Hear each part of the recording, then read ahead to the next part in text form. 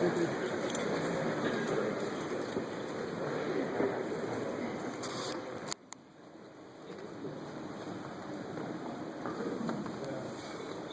want to talk about scared? I am. Jerry, I don't know how you can have a friend as good as you've been to Judy and I for so long. We love you, Gene. We thank you for making a long trip, coming up and honoring us tonight. We'll never forget it. I'd like to introduce my family, and I'd like for them to stand up, if they will. My angel wife, Judy, my son, Chris, my daughter, Carrie Ann, my daughter-in-law, Lisa, and my two grandkids, Jacob, Sam, and Adam.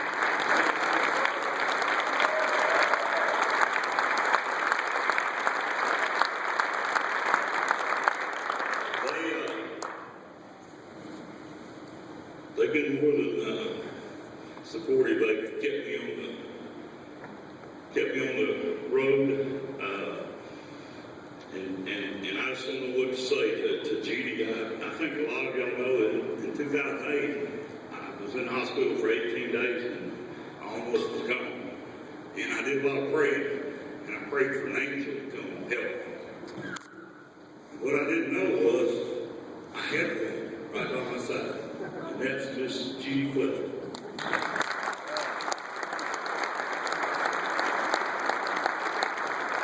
I've got a lot of people to thank tonight, so please bear with me. People that really helped me in my nomination, and I think it is for Mr. Larry Wilson out. If you don't get him in here, we're just going to keep bothering you. So I want to really thank Terry, David, Sheffield, and Carol Reeves for helping me obtain this honor. I really greatly appreciate it. I read the record today that you have to be 60 years old to be in this. So I've got to resign. Been lying about my age for a long time. I hate it when the newspaper puts something in there. I want to thank the people that came from out of town tonight. I've got friends here from Atlanta, 3 friends from California. I've got friends here from Kansas City. And I've got, would you please give me a yell out there, all the guys from our stores from 3 states. So,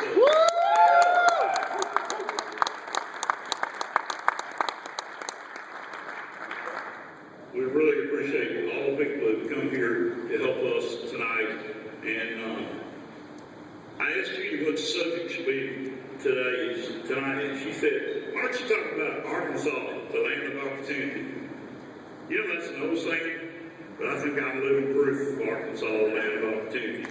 As you saw in the film, I was adopted here in Little Rock, taken down to Tango, Arkansas, went to Grady, played basketball, thought I was going to be a superstar, came to Pine Bluff, got all my teeth knocked out, broke my ribs, and sat on the pine. But Judy was a cheerleader. She borrowed my convertible that you saw in the film and drove up and down the street, and she hooked me right there. My father sent me to the University of Arkansas. My mom and dad didn't have an education, and he said, if you don't go up there and graduate in 4 years, you're going to be back here driving this John Deere tractor all your life. So he took my car away from me, so I went up to the university on foot. And, you know, not being very good looking and being without a car, you were worthless at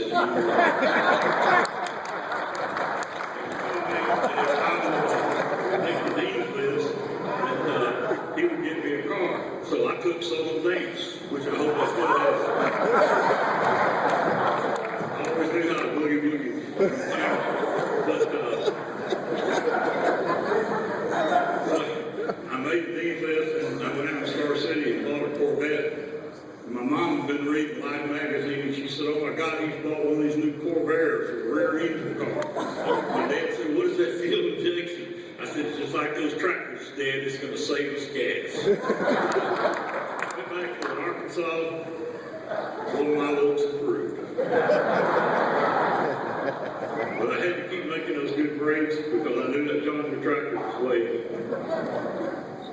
So, as you've heard tonight, I worked for a bank for a very small salary and worked for Billy Moore at Pizza Chicken's Pizza for $1.60 an hour so we could buy a television, because we didn't have one. So that was good for us, and we like to remember those days. Judy was a school teacher, and I was a pizza hawk. Then I walked down town to the unemployment bureau and got a job working for DuPont Paint. Store number 2, I meet this guy named Sam Walter. He was a relative young man. There was a guy there named Don Whitaker. And so I go in and see Mr. Walter. At that point in time, I know it's hard to believe, Walmart couldn't get name brand products. They just didn't have any. So Mr. Walter was really on the look for name brand. So I walked in and said, I'm a DuPont Paint, no drip, no splatter. I love Lucy, television. I'm dating myself now. And so anyway, Mr. Walton said, fine, how much do I have to buy? And I said, 300 gallons.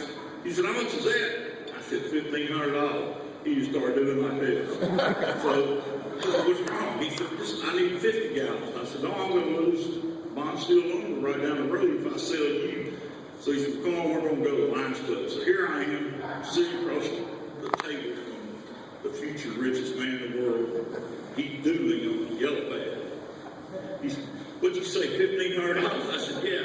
He said, I just can't do it. So I said, let me go use the payphone. And I called him and got him 90-day dating. Told him he didn't have to pay for it. His next question was, who's going to put this stuff on the shelf? And I said, that'll be me. So I learned one thing with Mr. Walton.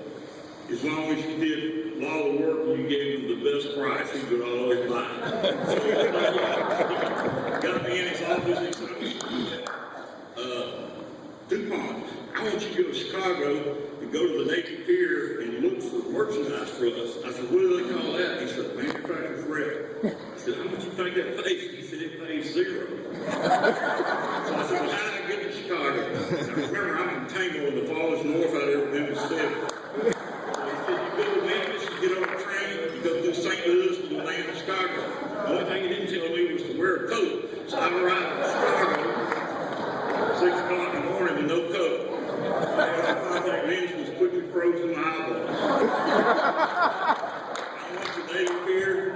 I walked around and said, I'd like to represent your products at so long. They said, who is that? Until Bill Clinton was president, the only thing we were known for was being close to Texas. So I started representing. Lord knows I can't tell you what all the stuff I represent.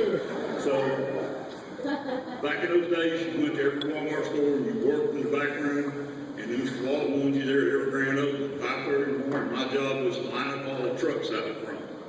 So as years went by, he called me and said, come up to my office. And he said, I got some bad news for you. He said, we're getting rid of all the reps. And I said, you're not talking about me. He said, yeah, you too. Judy ain't gonna like this. I said, you like to see this suicide here or out? He said, I don't think it's funny. I said, so anyway, he said, go home and run the garage. So I came home and borrowed a little money from Gilbert Cornwall and ran the garage and started a company called Shine Industries. And tonight, all my former friends and guys that started with me are here tonight. So we started this company, which later became the largest in the United States. And I'm only going to tell a couple of Mr. Walton stories. He called me one morning, and he was famous for calling me early in the morning. And he had this thing called VPI. I always call it VIP because it's easy for me to remember. But it was a contest between Mr. Walton and all the other executives as to which product each one I'm picking was going to sell the best. I kind of figured out Mr. Walton was going to win. So he called. He said, you got any of those mallard pictures? I said, what? He said, those duck pictures. I said, yes, sir. He said, do you know who Loretta is? And I said, no, sir. He said, that's my secretary. He said, you get your rear in the car and go to Bentonville. He was down in Georgia. He said, see Miss Loretta, take me a duck picture. So I fly up to Bentonville, take the duck picture in there. Mr. Walton calls, he says, how much do you sell these for? And I said, well, Target sold them for $19.95.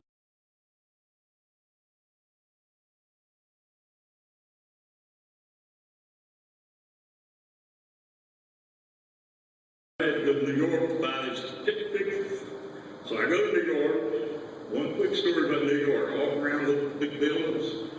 That's a little bit further north than Chicago. I get there about 12:31. I've been traveling all day. I'm very hungry. So I called downstairs and I said, do y'all have room service?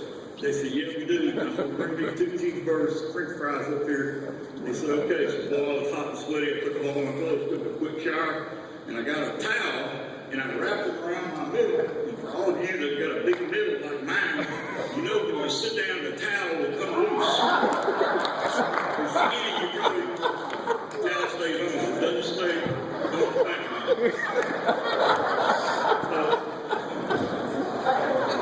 My hamburgers, I'm watching television, the towel fell off the bed, but it's just me and Johnny Carson there. So I hate onions, so there's a lot of onions on this plate. So yes, he does. I said, well, I got to get rid of this before I go to sleep. So I picked up the plate, I walked out the door, and the door locked, I heard a terrible sound.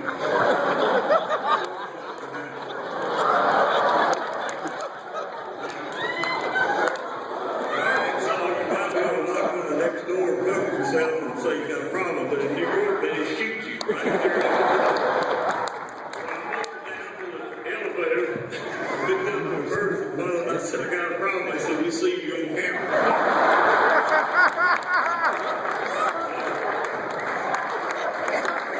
I'm standing at the end of the hall like this. Here comes the security guard. Really heavy set lady. She got about halfway down the hall, she said, I gotta go back and get my girlfriend. It's too late.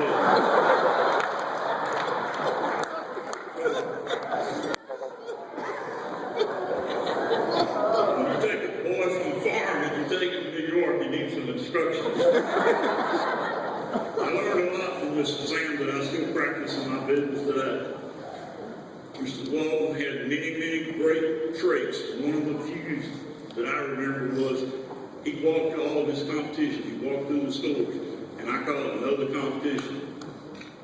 He always said that realize that your customer is the real R-E-A-L boss, not somebody else. The customer is the boss.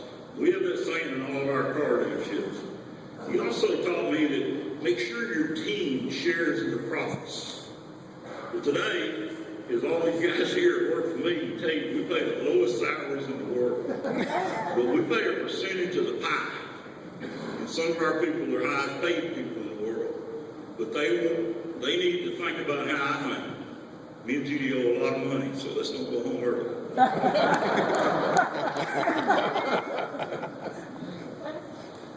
Today, at the latter stages of my life, when I'm nearing 59, or some age like that, I've really learned to treasure my kids and my grandkids. I watch them grow up and know they'll be here long after I'm gone. And I want to say this to all my friends that are here tonight, and thank God there are a lot of them here. I truly love all of y'all, and when I talk to you and visit with you, you make my heart sing. You make me feel good inside.